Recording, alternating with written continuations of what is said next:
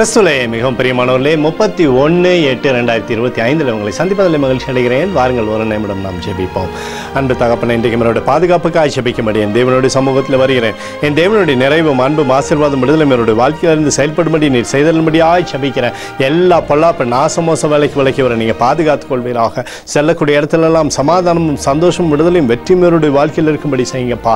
இயேசு கிறிஸ்து சிந்தின பரிசுத்த ரத்தத்தை இவர் மீதும் ஒரு குடும்பத்தின் மீதும் செய்கிற சகல காரியத்தின் மீது பூசுகிறேன். ஆகவே இந்த நாள் முழுவதும் மகிமையின் ஆசீர்வாதம் இவரோடு இருந்து செயல்படுவதாக.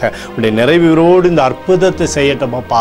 இயேசு கிறிஸ்துடைய மகிமையில் இவரை நடத்தும்படியாய் ஜெபிக்கிறேன். லூக்கா 1:49 வல்லமுடையவர் மகிமையானவைகளை எனக்கு செய்தார், அவருடைய நாமம் பரிசுத்தம் உள்ளது என்று சொல்லி எழுதப்பட்டக்கூடிய வார்த்தையின்படி அப்பா மகிமையான காரியங்களை இவருக்கு நீர் செய்து ஆசீர்வதித்தவரோட பேரை பெருமைப்படுத்துங்க.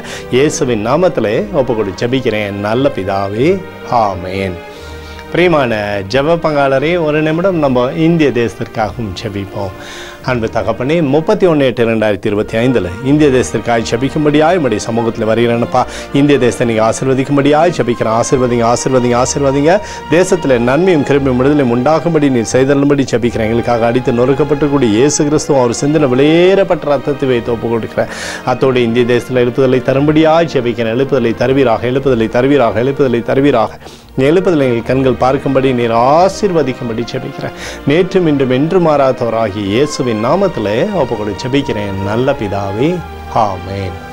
பிரியமான ஜெப பங்காளரே, ஆண்டவர் நம்மளுடைய ஜெபத்தை கேட்டிருக்கிறார். இந்த நாள் முழுவதும் கர்த்தராகிய இயேசு கிறிஸ்துக்குள் நீங்கள் வளரும்படி வாழ்த்தி ஆசீர்வதிக்கிறேன். ஆமென்.